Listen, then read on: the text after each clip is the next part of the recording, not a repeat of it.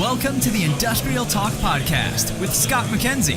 Scott is a passionate industry professional dedicated to transferring cutting-edge, industry-focused innovations and trends while highlighting the men and women who keep the world moving. So put on your hard hat, grab your work boots, and let's go. All right, welcome to the Industrial Talk Podcast. This is brought to you by those wonderful people at the Industrial Internet Consortium. I think you need to go out to that website. It is a .org. That is a .org. And they're passionate about the adoption of IoT in the world that we live. And I mean, that is the place to go. If you need information about IoT, IIoT, AI, anything that is associated with Industry 4.0, that's the Internet Industrial. Did I get that? No, Industrial Internet Consortium. See, I get it flipped. It's a mouthful, by the way. It's easier, IIC. I do, but I have to. Going forward, it's going to be the IIC. And you know, as you can tell in the background, there's a lot of noise going on because we're at the IoT Solutions World Congress here in Barcelona, Spain. And I'm telling you, I feel like the dumbest person in the room because there are a lot of fantastic companies, individuals that are just pushing the envelope when it comes to technology. So let's get going with the interview. We've got Terry McElrath. And she's with, what are you with? The Industrial Internet Consortium. No. You were also with another company, too. Well, the Object Management Group is the umbrella organization of which the Industrial Internet Consortium is a program. There you go. See? Are you taking notes out there, listeners? Because that's exactly what we're all about. So IIC going forward, this is Terry. So how's this conference going along? Oh, it's great. How many people are going to be here? I believe we're anticipating 18,000. Jeez. We will know for sure on Thursday. Is that really your goal? I mean, I mean, it's well attended. It's a fantastic event. It really is, and each year it grows more, and we get new technologies coming in and new companies coming in. So it's just it's been a real pleasure to be a part of this from the beginning. See, what's interesting, and we'll go into your background and all that good stuff, but I'm pretty selfish when it comes to these interviews. Is there a point where this will just sort of plateau? We were talking about the adoption, right? And then there's this frenzy that exists. It's like, yeah, that is great stuff, and then it matures. But what I'm finding, Terry, is that, to your point, there are so many individuals, so many companies out here, so many new entrants that are constantly pushing the envelope for greater insight, greater whatever solutions for changing the world and industry. Yes, absolutely. So I don't see it plateauing. Definitely not in the way that you're saying, but IoT, especially the Industrial Internet Consortium, we launched 5 years ago as well as this event did. And it was about the adoption of IoT in the industrial internet. It has been adopted. So we are at a point of not necessarily plateauing, but now what is IoT enabling? Yeah. What are those emerging technologies that we're now incorporating into our world, whether we're consumers or we're businesses? We're all looking for those outcomes. And because a lot of promises have been made, and there's like, okay, that's right. I'm investing. You got me at IoT. Now I better see some results. Exactly. So what we're seeing is that a lot of companies have done their testing. You know, we love test beds. We've grown on test beds. But we're talking now more to end user companies and engaging them into the Industrial Internet Consortium in hopes to better understand what their needs are. So we're not necessarily looking at developing test beds to test technology. We want to develop a test bed in an end user environment that has a direct impact to business outcome. See, okay, so that is passionate for me, just because it's all great when you're here and you're listening to these individuals talk about the future and all the wonderful things that are happening. But I'm the individual that's in the trenches, and I want to know how that technology is going to just impact me in a positive way as I try to pack a bearing with, lube, whatever. That's all I care about. Yes, and we are in conversations with all different types of companies, from process manufacturers to cement companies to agriculture. They're all they all have adopted the technology, but I think where they continue to be challenged and probably will be over some time, especially as we incorporate new technologies, is interoperability and security. Those tend to still be the biggest issues, and scaling. So you may have a test that has worked great in one factory, but now it's got to cross over 20 factories. And how do you do that? How do you scale that technology in order for it to make sense and everything can run and talk to each other? Because and in be the safe. That's right, and be safe. And in Right. the past, that was just like, okay, yeah, well, let's deploy it here, let's deploy it here. But this, because of the technology, it can be scaled and effectively scaled to be able to create insights into your business that had never been achieved before. Exactly. But you have to have that mindset to be able to do that. Right. You just can't go, that old way of thinking doesn't exist anymore. That's right. You better think differently. That's right. And we had two great keynotes this morning. One from Deloitte that they announced new research of the need for a user to have a positive feeling about the use of technology. Okay, and some people, if it could be a high-level business decision, they know they want to invest in the technology. Yep. But then you have people who work for you that the way they feel about using it. And that was followed up by McLaren Racing Team, the COO of McLaren. By the way, he's here, isn't he? Yes. Is he going to be sitting in this seat? Because, I'm hoping so. oh, come on, man. I I'll met with him shamelessly this plug that morning. one all Yeah, day long. and- You're special. You're fantastic. Yes. You're a very important person, Terry. Don't diminish No, that conversation. yeah, But I'm so it's not as McLaren. interesting as he is.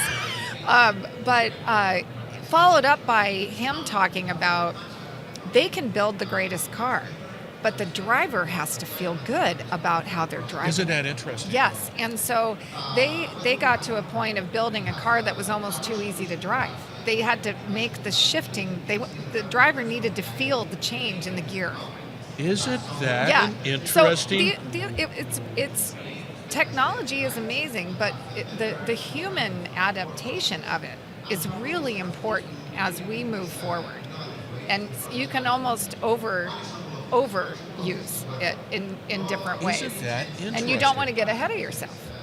It's true. And what's interesting with the individuals out here and the companies out here, they're constantly just pushing. And they've got to keep in mind that human interaction, because granted, there's these enterprise systems, they're out there, man, and now all of a sudden they're pulling in data and all this stuff.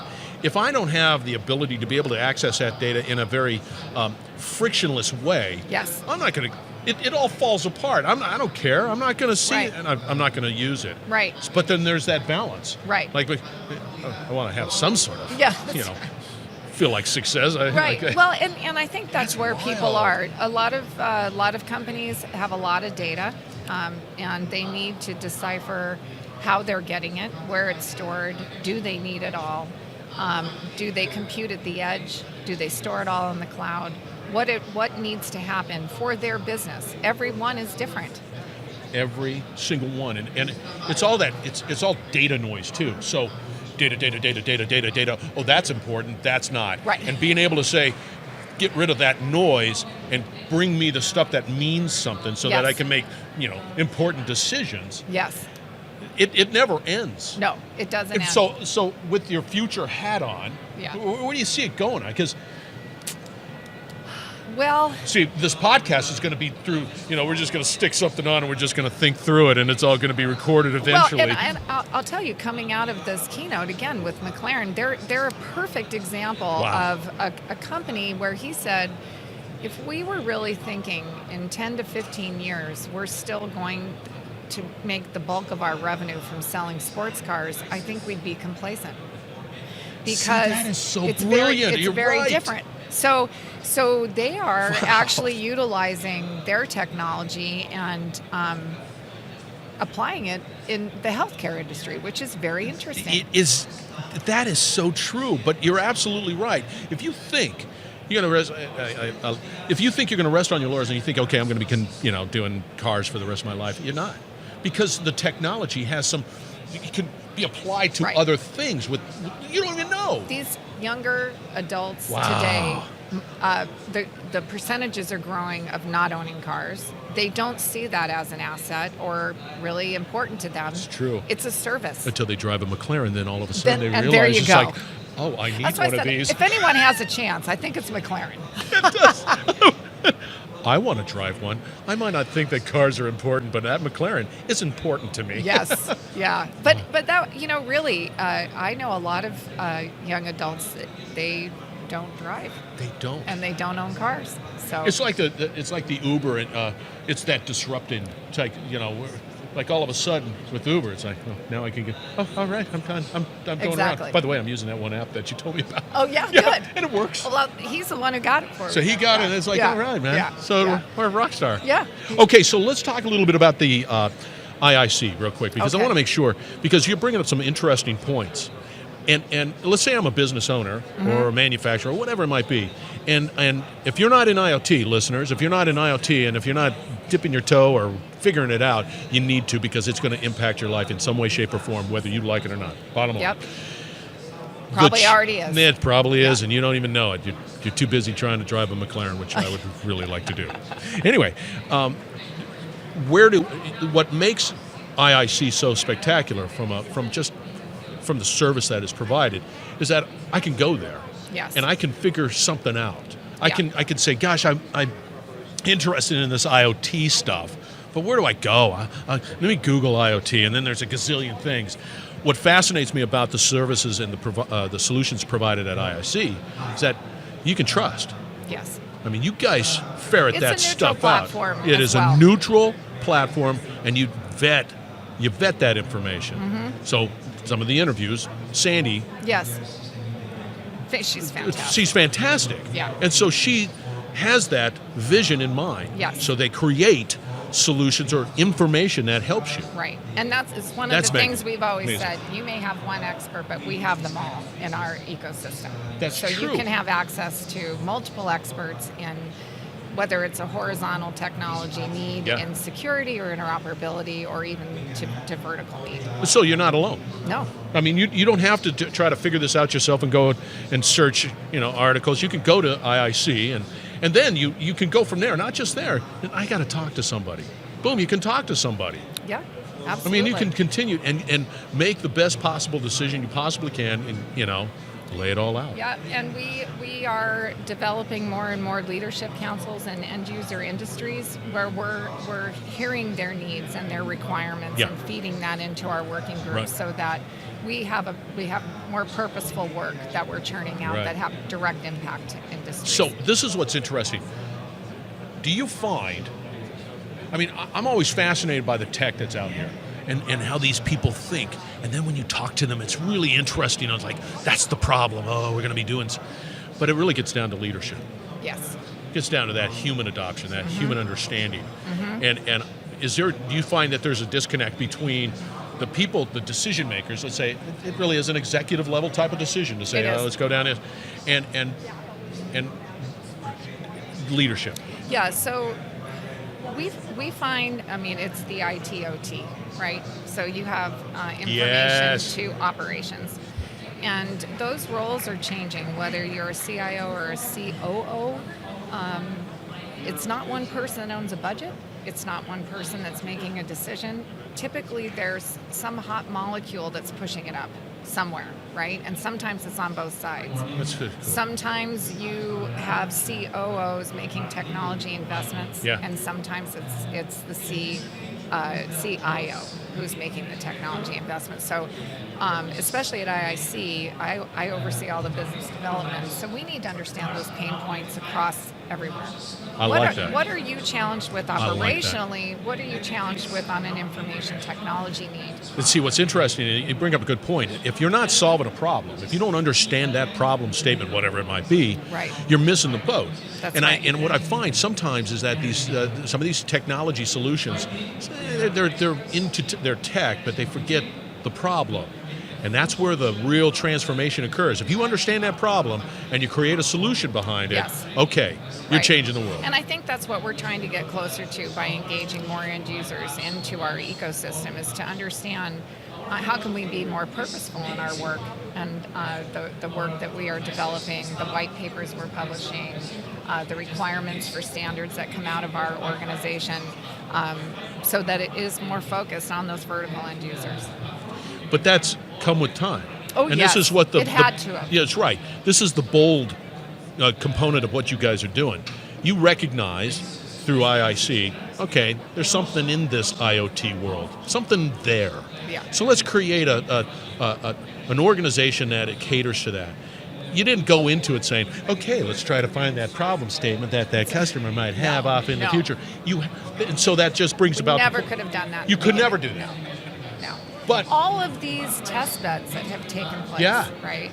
All of the results that come out of that, that's what's helped us get here. Yeah. And IIC has led with that, and it has been extremely successful. See, for it's not brilliant. just us, but our entire membership. But the real great part about it is that okay, let's do it. Yeah. And if you weren't in the game, if you weren't interacting with this, you would have never known. Yeah, and this has become a tremendous platform for not just our members, but for the industries. Okay, that so we serve. in our wrap-up here, Yeah. it's not just Barcelona that you guys are just hanging out in, although it is a great place to hang out in. It Don't is. get me wrong. I mean, I never mind coming Yeah, there. it's like, the food's okay, and no, it's pretty doggone good stuff. It's really good. But you guys are other places too. Yeah, we have our own quarterly meetings. We also exhibit at other events. We speak all over the world. Richard Soley, our executive director, Which he's speaks- up next, right just there. He's sitting happens right to be there, here. right there. He speaks all over the world. Stephen Meller, our CIO, also speaks all over the world. So we have a lot of presence out there. We're always looking to be in the right place at the right time in order to educate and So, find new members. Fear not. You listeners out there, fear not. First off, go do IIC. Yeah, that's your first stop. If you go any place, you need to go to IIC.org. It's an org. And then make that happen. And it's the Industrial Internet Consortium.org. You got it. I always look up at the same, and it's like, it's right there. Industrial Internet Consortium.org. It's a mouthful. Just type in, you got it. Actually, you type in IIConsortium.org. Yeah. Yes. I have to say this, the consortium. It'll pop up. It will. Trust me. Google will find it for you. Yeah. Trust me. Not a big deal. And find out more and get connected. And Yeah. Terry, you're pretty active out there on LinkedIn, right? Yes. Yes. I'm just telling you guys, you gotta connect with these individuals because they're special. You are special. Thank you very much. But very Scott. important too, because that's made sure she told me how important she was. No, she unlike me, I was just. She is. She's going to the VIP room. Anyway, Terry, you are always you're always wonderful. Thank you very much for joining. Thank you, Scott. Yeah, This is and once always again, enjoyable. go to Industrial Internet Consortium. Find it. It is a great location for documents, white paper solutions. If you're wrestling with the IoT world, which you shouldn't be, you should be engaged. Go out to Industrial Internet Consortium and find out more. Once again, be brave, be bold, dare greatly, and of course, change the world. That's what we're doing here at the IoT Solutions World Congress in Barcelona. Paella is the word of the day. So Yes. anyway, thank you very much Scott. for joining. We will get back to another great interview, so we'll talk soon. You're listening to the Industrial Talk Podcast Network.